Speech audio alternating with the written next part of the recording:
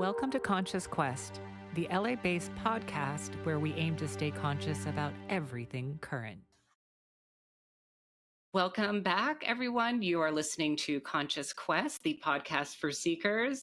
I'm one of your hosts, Sarah Parlow, and I am going to be hosting solo today while Rishi is out riding motorcycles, one of his favorite things to do. But never fear, I have set up an incredible guest to be with us today. She is a good friend of mine. Her name is Aastha Lal. And before I have her jump in, I'm going to do a quick bio to tell all of you about her. And let's just say that Aastha was born and raised in New York City, and she has performed stand-up on hundreds of stages across Canada, the United States, the United Kingdom, and Hong Kong. She is also one of the hosts of the popular podcast, The Modern Yogi, and the link for that will be below. This spiritual podcast goes verse by verse through the famous book, the Bhagavad Gita, and it breaks it down in an informative and fun manner. Aastha, I don't think you can do anything without it being fun. Welcome to Conscious Quest. Thank you for having me, Sarah. Oh my God. Great. I mean, I'm super excited. I love everything that this podcast is about. So thank you so much for having me. Thank you for being here. So what would you like our listeners to know about you first and foremost? Tell us about you. Ooh, I think, wow, there's so much, but I think the two great loves of my life are spirituality and stand-up comedy. And those are the things that in any conversation, if any tenet of either of those is brought up, I think that's what sets my soul on fire in a good way, not in a bad way. But yeah, those are the two things that I love. I've been doing comedy for a very long time, since 2010. So almost 14 years. And I've also been practicing bhakti yoga. It's like a type of Eastern spirituality for almost like more, it's a little bit more than that. And so those are the two things that I love. And as a comedian, I want to find a way to combine my two loves, spirituality and comedy, and make people laugh and learn at the same time. So that's what I'm working on now. I love that so much. And you are accomplishing that mission beautifully. You brought up bhakti yoga. I want to just touch on that really quick. For everyone who doesn't know, it's not like the forms of yoga that we do in the studio. It is a type of lifestyle. It is a philosophy. It goes back thousands of years to ancient India, and it is the yoga of devotion, is it not, Aastha? Yeah, absolutely. So yoga actually means union. It's a Sanskrit word that means union, when you connect to something higher than yourself. And bhakti means love. And so what you're doing, and what the purpose of our lives, according to bhakti yoga, is to develop that beautiful, loving relationship with something higher than ourselves. And it should be fun. It should be loving. It should, whatever you believe in, whether it's God or the universe or the creator or your hamster, it doesn't really matter, right? But that what the point is to develop something that is beautiful and personal to you, and that's bhakti yoga. And I think at the core of any loving relationship, it's about reciprocation, correct? So Correct. It's learning how to have that sort of beautiful yin and yang and that flow between two entities. And if we can model that in one space to our highest spiritual, being, then we can model it here on earth with each other. So absolutely. Beautifully said, Sarah. Beautifully said. I've been practicing a long time, so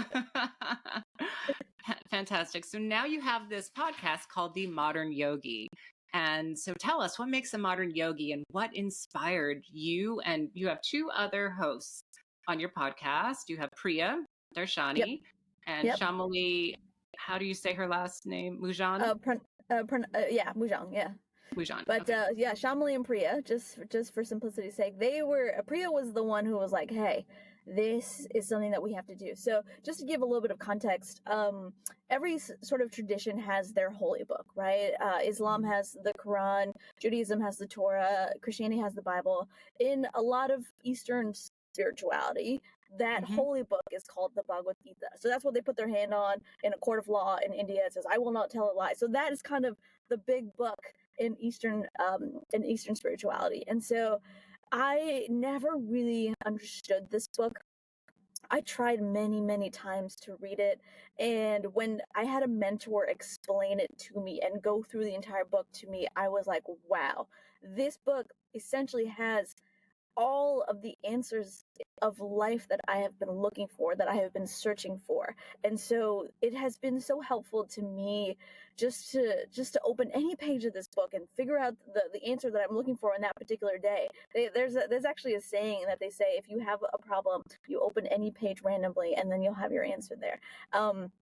And what's unique about this book is that it's not just a bunch of fables and stories that we can learn lessons from. And that format is fantastic. But what's interesting about this format is it's just one long conversation between two people, Krishna and his cousin Arjuna.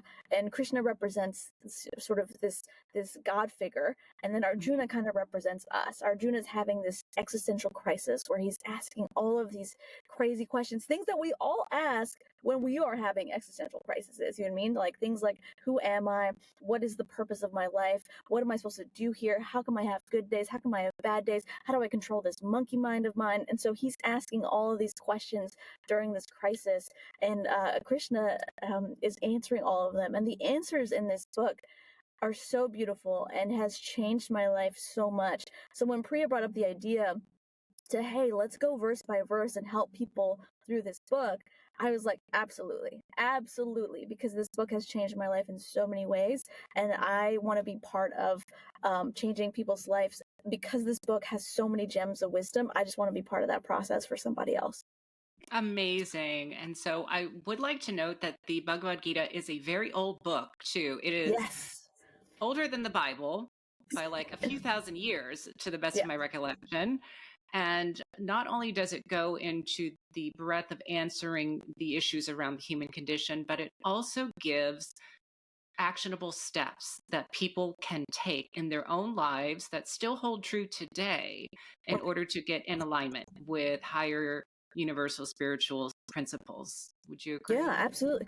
Absolutely. I think the most important word that that would use, and it correlates to your podcast as well. It talks about a lot of God consciousness. Like, how do we become conscious of God on a day-to-day basis? How do we develop that beautiful, loving relationship with God? Whatever you want to call him, doesn't matter. That's your personal relationship. But how do we become more conscious of God and conscious about also serving the people around us on a daily basis? And so I think the most fulfilling life is when you help other people, and this book shows you how to do that, and also how to develop that bond that is perhaps the most beautiful bond that you can make between you and your personal creator. Incredible. What I love also about Modern Yogi is you started the podcast with a chant. And so can you tell us about that chant and also the significance of chant and sound vibration in the Vedic philosophy? Oh yeah. So the every episode we start with a prayer, and a prayer to our teachers. What's interesting about Eastern philosophy, and you've seen it with like Mr. Miyagi and the Karate Kid, like there's always a guru, there's always a mentor, right? Because I think every single one of us needs some sort of teacher out there to show us the right path, to answer our questions, to hold us accountable. And I think that every path that you're trying to follow, when you're trying to learn knowledge, having a mentor or having a guru is so important. And what's interesting is that this particular chant is for our teachers, and so it's kind of a prayer of gratitude. It's like, thank you so much for lighting the way and showing me the breadth of knowledge that's in this tradition, and I humbly offer my obeisances onto my teachers.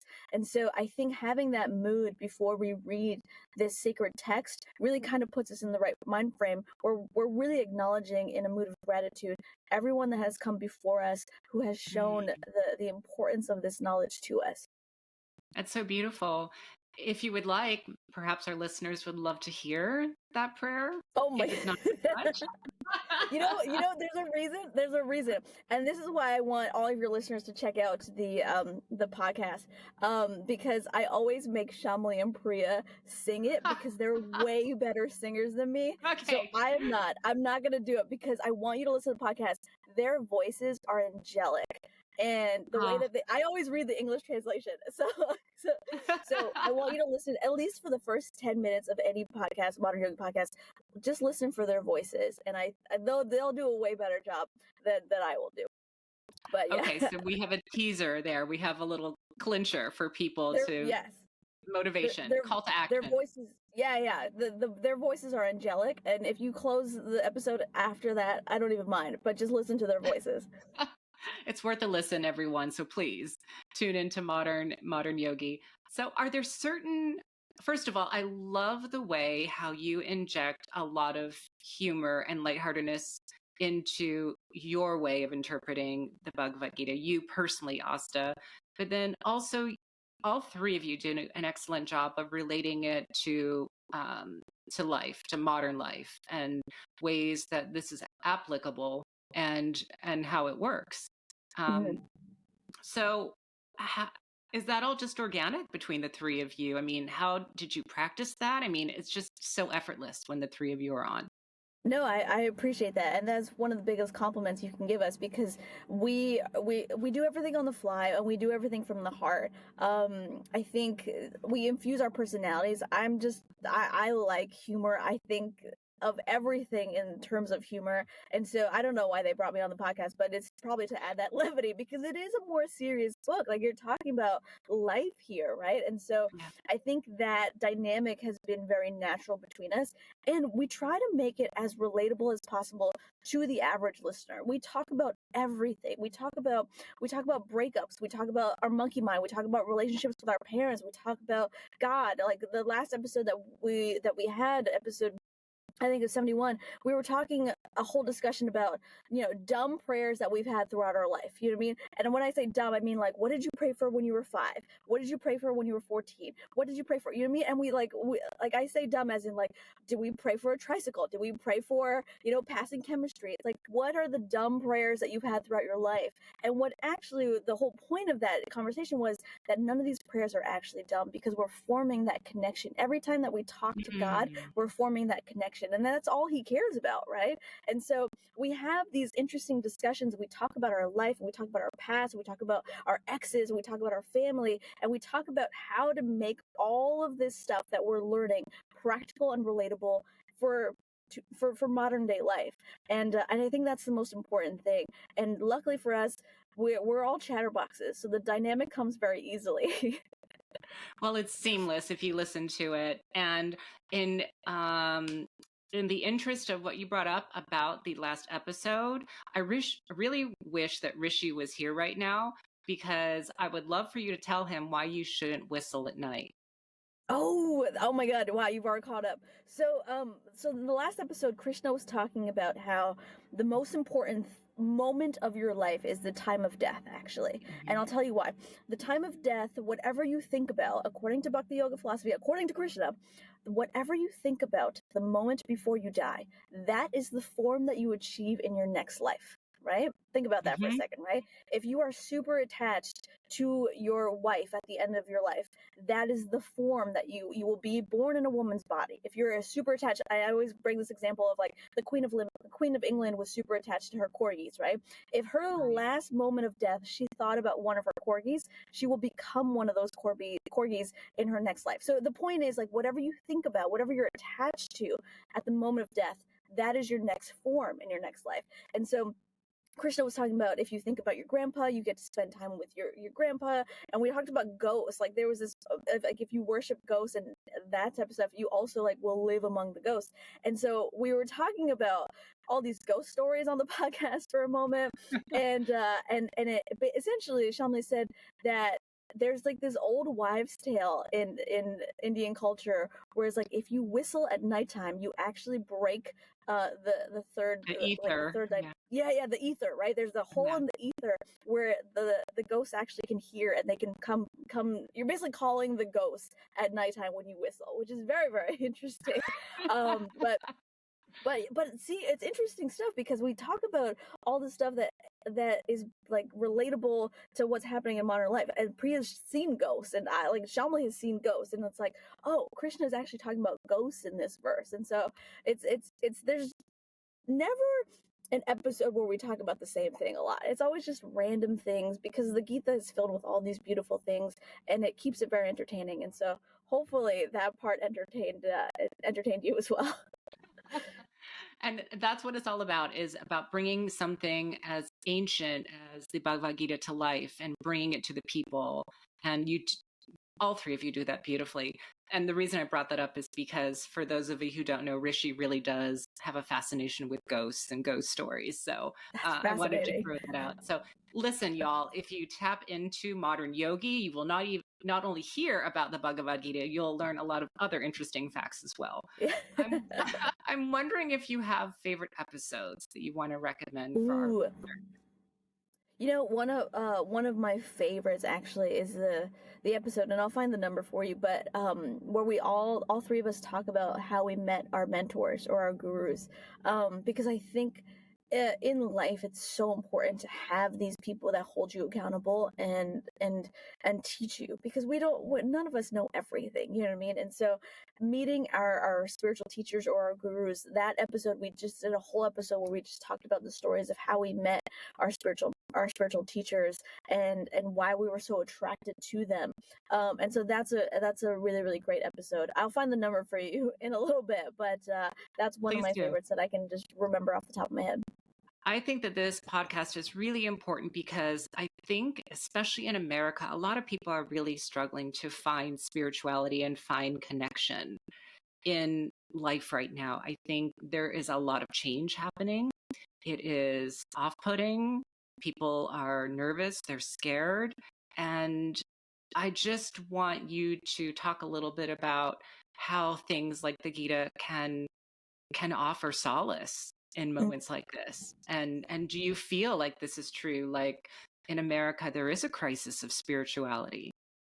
Yeah, absolutely. And I want to talk about the tenets of what the Bhagavad Gita actually talks about and how that helps with keeping the mind in a happier place, not in a happier, in a more peaceful place. Because when you turn on the news, you see everything that's going on, and a normal person would just get scared. I mean, it is a very scary place, this world sometimes. And so the main tenets of the Gita talk about things like meditation, talking about things like how to, no matter what is happening in your life, how to keep your mind from being disturbed either way, right?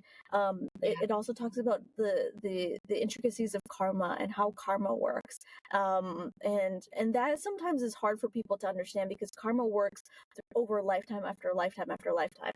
I always say this one analogy of like, how come there's a child born in South Sudan in a poverty-stricken life, and then there's children born to Kim Kardashian, right? You would usually look at this situation, excuse me, and think, oh my God, life is so unfair, the universe is so unfair, God is so unfair. But when you learn the intricacies of karma, you understand that things have happened in such a way to line up that person's life in full alignment according to their good and their bad deeds from a previous lifetime.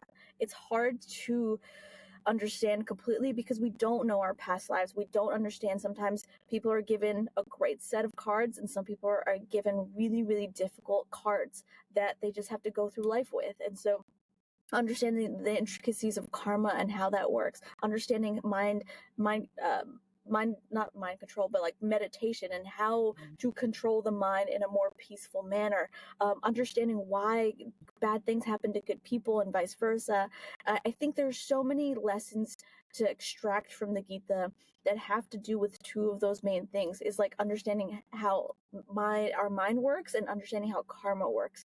And when you really figure out those two topics, and they're really, really big, intricate topics, it helps you understand how things happen in this world, why they happen, and it gives you some sort of context as to the karmic nature of why these things happen. And it hurts sometimes because there's not a lot that we can do about a lot of these things, but we can have sympathy and compassion, and we can pray, and we can provide as much energy and love as much as our heart can give during these times, but Yeah. also understanding that learning how to make sure our mind doesn't waver when we hear of all of these things, that is also important for our own mental health as well. And so the Gita teaches all of those things, and it's helped me a lot dealing with listening Mhm. to the news. It still doesn't make it easy because it's hard out there, but it does give a lot of tools to help you manage during these times. Wonderful. And since you brought these things up, I just want to touch a little bit on a few of the things that you mentioned. First of all, karma, which is a philosophy of for every action, there is reaction. So Yes. what we do to others essentially gets mirrored back to us. And Mhm. I want to point out that there are three types of karma, correct? There is the good karma for good deeds that you have done and the good things come back to you. For instance, George Harrison might have, had a lot of good deeds he did in a previous life because he had a very wonderful, opulent life, him and the other Beatles in that incarnation. Mhm. And, there is negative karma. So anything that we do, which is hurtful, gets reflected back to us. And then Mhm. there is sort of this neutral karma, Mhm. correct? Yeah, it's Um, called akarma. karma, so lack of. Mhm. So, in other words, for instance, the way to avoid karma in a certain instance is when you eat something, you offer it the first taste to the higher power, to Krishna Mhm. first. And that essentially neutralizes any karma from the eating of the food, because eating food is on some level destructive, even Oh, if it's only to plants, and not to animals. It is a life form that you're consuming. So, absolutely. Yeah. And just to break that down a little bit, in Hinduism, Buddhism, we have this notion of reincarnation and liberation, right? And so we have that was been my other probably. point. Oh yeah. Sorry, Yeah. go ahead, go ahead. Yeah, that was the other point I wanted to bring up is, in the big scheme of things, we have to talk about this philosophy of reincarnation, because in the Christian tradition, there is a belief that there is only one life. Mm-hmm. And YOLO. that becomes complicated because people think they've got one instance in which to get it all right, which, if you look at the Vedic philosophy, I believe that on average, they say a soul takes about 1,000,000 years of incarnation in which to reach perfection. We don't have enough time in a lifetime to get perfect on everything. Yeah. So the Vedic philosophy really says we are in this cycle of birth and death, and that we reincarnate. And so the karma that we're experiencing in a specific incarnation isn't from this incarnation, it's from previous ones. So Correct. there's that big picture piece of that you were bringing out, why is this happening to, kids in Palestine right now, or any of these Mm-hmm. awful things?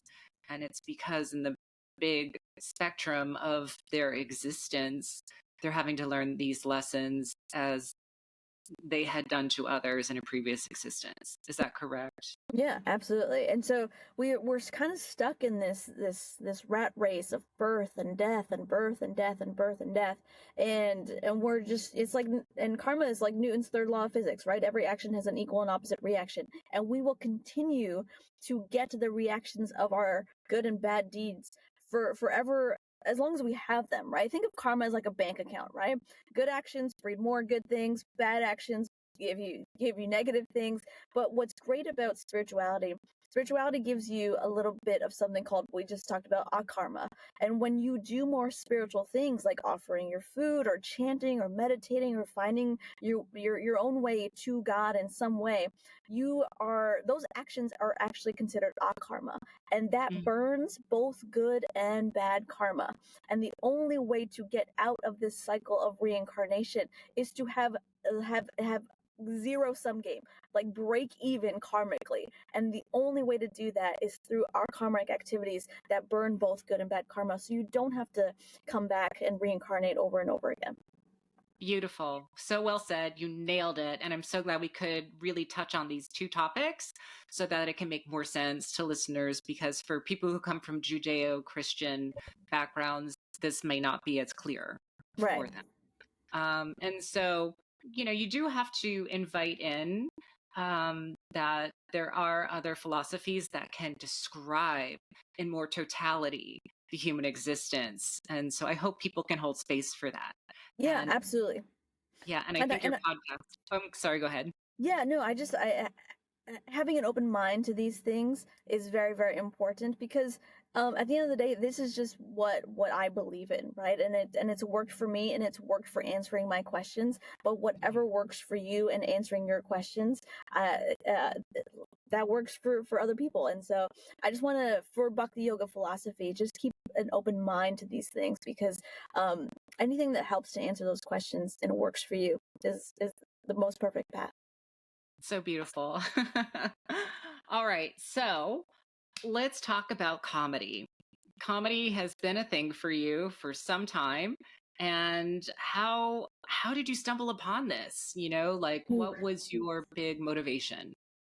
So this was right after I graduated. I went to a really prestigious business school surrounded by geniuses who were going into finance and auditing and accounting, and I was not one of those geniuses. I picked marketing because I thought it would be fun colors and pretty fonts and stuff like that. And so as soon as I graduated from that business school, I ended up in a cubicle 9 to 5 job with gray walls, and I was like, oh my God, I cannot believe that this is my life now. And so I kind of got into a weird funk where I was like, what is the point of life? And so I was doing some research. One of my best friends, Irene, always said, you should get into stand up. And I was like, what, really? And I found this advertisement in the paper. This was a while ago. Now that I say that, the paper. But I found this advertisement for like comedy classes at this facility called Second City. And I was like, why not? It was like a 3-month course, and at the end of the 3 months, your graduation or your exam is you have to perform in front of a live audience. And I was like, this is cool. Let's do this. I was the only girl in that class. It was 15 straight white men and one little Indian girl in that class. That was it. That was my And you introduction. killed it, I bet. And it was great. It ended up, and so we got to the graduation class, and they put me last on the lineup. It's a room filled with people, and there was probably like 200 people in that room, and I had never done stand-up comedy ever before. I think I was about 20, 21 years old, in front of a room full of people. I have never, Sarah, never been more nervous in my life. I was like, this is the stupidest idea I've ever had. Why did I do this? I feel like I'm gonna throw up. I'm so nauseous. But the moment they called me up on stage, please welcome stage Aastha Lal. And then like I went up, I grabbed the microphone, and I told my first joke, and I heard my first bit of laughter. Every bone in my body just like unclenched, and there was so much tension that was released, and it was the most euphoric feeling in the world. And I was like, in that moment, I remember saying to myself, this is what I have to do for the rest of my life. Like, I remember that moment of just relief and happiness and euphoria, where I was like, oh my God, something that I wrote, 200 people are laughing at. This is amazing. And so that was the moment where I was like, I need to keep doing this because I feel great doing it. I love making people laugh. It's been in my character since I was like 5 years old, and so this is who I am, and this is what I have to pursue. And so that's where it started. That's so beautiful. And I hope this is a lesson to everybody out there of the power of following your heart and how it feels when you have that moment. Thank you for really describing that moment so beautifully. I'm wondering how your comedy helped you on this little thing called The Amazing Race. So my fiance, my partner, and I got cast on the last season 34 of The Amazing Race. And if you want to check it out, please do. You don't have to watch a lot of episodes. You just have to watch the first one, because we got eliminated first because we're terrible. And usually, if you've ever seen The Amazing Race, the people that get eliminated first are usually the people over 75 years old. You know what I mean? It's usually like the old people that are like, oh my God, man, I'm so glad I had a good chance to run this race during my retirement years. Everyone thinks, like, usually statistically, the old people are the first people to get eliminated on this race, not two lesbians in their 30s. You know what I mean? And so that has been something that was really, really important for me to understand, is that you have to laugh at things in life, because for most people, getting eliminated first on a national reality show would be devastating. And yes, it was for a couple hours for us, but we also, I mean, you have to laugh at things in life, because at the end of the day, the funniest thing that could ever happen to a comedian on a reality show is to get deeply embarrassed. And honestly, it really helped my comedy career. So I think when anything bad happens in life, it's like you have to learn to see what lessons we can learn from it, and also to laugh at it, because if we're not laughing, we're crying, and I'd rather choose to live a life of laughter than the latter. And it works so well. And for those of you who haven't seen the episode, what is so beautiful about this episode is that Asta, the genius that she is using the show as her platform to tell jokes. And that's why her and her partner showed up late to the first finish line, is because Asta was so busy just entertaining and cracking jokes to make everyone smile that that they lost. But how endearing. And I think it gave you a platform and a springboard for your comedy. So in the end, it was a blessing. You watched it, Sarah. You watched it. That's amazing. You have no idea. I'm such a fangirl of yours. And so it's certainly my pleasure. I've had the opportunity and the pleasure of watching Asta do some comedy live. You did a show, I don't know, about a year ago in your condo. You just brought in a bunch of chairs, had a bunch of friends and everything come, and you just, because of your love of comedy, decided to tell some jokes. And I love your AastaLal.com joke. It's hilarious. There's so many pearls. If you follow her on Instagram, what's your Instagram, by the way? Oh, it's at Aastha.Lal. Yes. So please tune in. She's got a lot of incredible clips, and including from that show. There was a pretty special piece at the end of the show, if you would like to share about it. You had never really talked about this topic in your comedy before, and you chose to that night. And I do remember we kind of had a little moment where we engaged and saw each other. You looked into the crowd, and wondering if you want to share about that. Yeah, absolutely. So this was a cute show. We put like 80 chairs in my tiny apartment, and I was like headlining a show. I did a 60-minute show.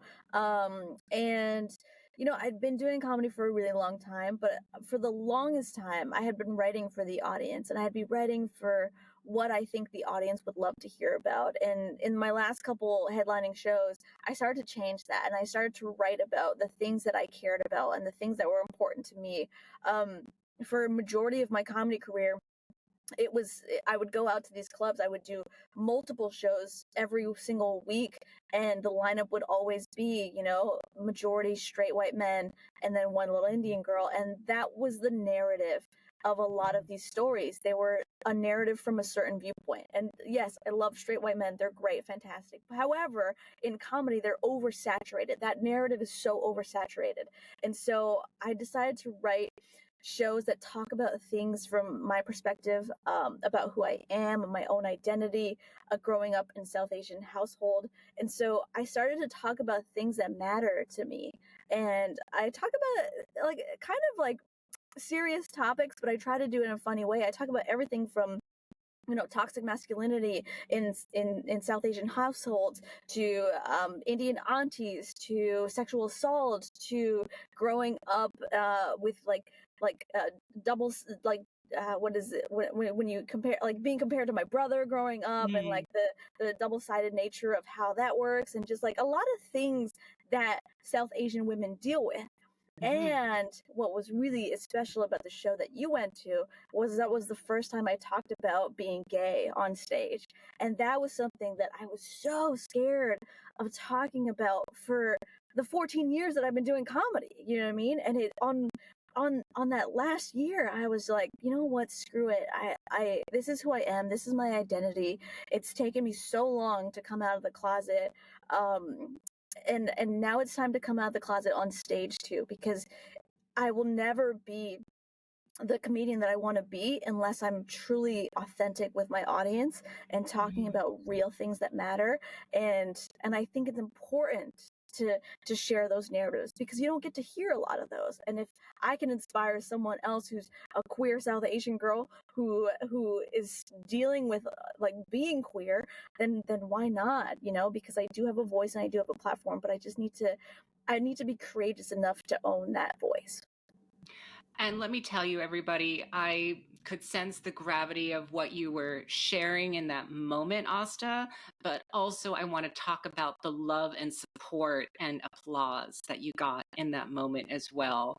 And I think that is so indicative of the conscious journey of having the faith to step forward authentically into the full scope of our essence and let ourselves be seen. And you did Yeah. it, and it was just such a moment. And as someone who myself is LGBT and coming from a conservative background, growing up very Catholic, I know what that journey is like, and I understood, as a viewer, like what a big moment that was for you, and I was so proud of you in that moment. So congratulations again. Thank you. And thank you for sharing that moment with me. Like, I was teary-eyed when I was talking about it, and I saw your eyes too, and they were glimmering, and I was like, yeah, she gets it, and I really appreciate it, because it was a huge moment. The first time I talked about being gay on stage, it was a big moment, and I really appreciate you being there for that and realizing the gravity of that moment. Yeah, and I think there's just such an elegance in the way that you balance this very traditional background with, um, you know, being non-traditional in a lot of ways. And to me, that truly embodies the idea of a modern yogi. So I think, if anything, the title of your podcast is so spot on. And I honor you for that. Thank you, Sarah. Appreciate you.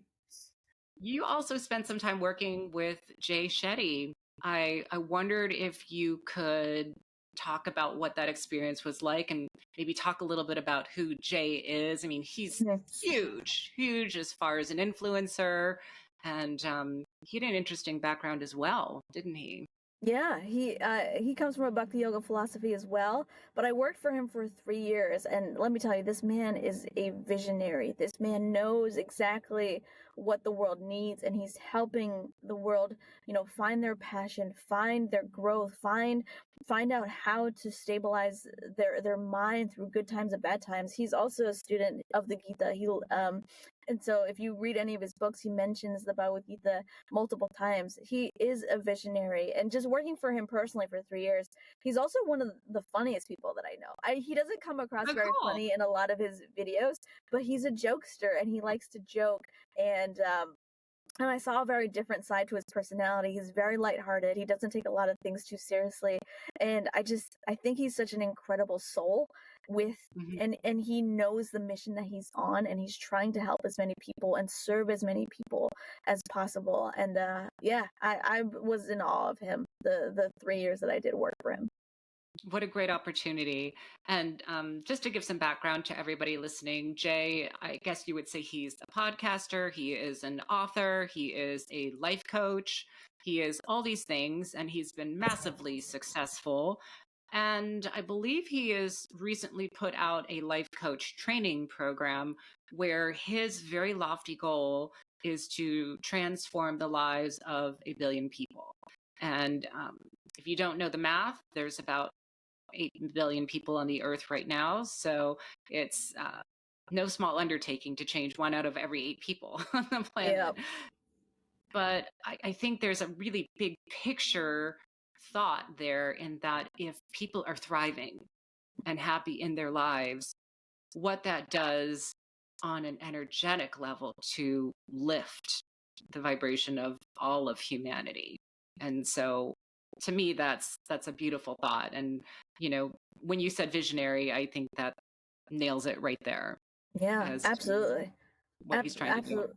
Yeah, he's like something else, and I think he can accomplish that goal because his intention is in the right place. His heart is in the right place. He doesn't care about the accolades. He doesn't care about the recognition. He actually cares about this word in Sanskrit we call seva, which is to serve.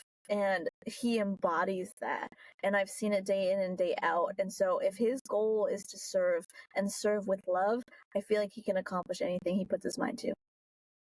Right. And the other aspect of seva is that it's selfless service, is that it's just about like doing it for the sake of doing good, for the good of doing good. Absolutely. Yeah. Selfless service. Yeah.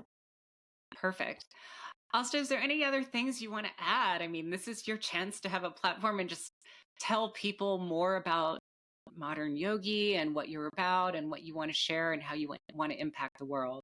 Yeah, I mean, please check out the Modern Yogi podcast. If the Bhagavad Gita is something that you're interested in, or if you've never heard it and you want to have a fresh perspective on a really, really ancient text, please try the first couple episodes of the Modern Yogi podcast. I promise you'll laugh, you'll learn, and it'll be a whole new dimension that's opened up. So I invite you with an open mind and an open heart to check out the Modern Yogi podcast. Please also follow me on Instagram. I'm writing my next show now, Sarah, and I'm trying to infuse more consciousness and more spirituality in a funny environment. Yes, there will still be diarrhea jokes, but they'll still be very conscious diarrhea jokes. You know what I mean? So I'm trying to infuse the two things that I love the most in this world, and I'm trying to write a show that actually can really impact a lot of people.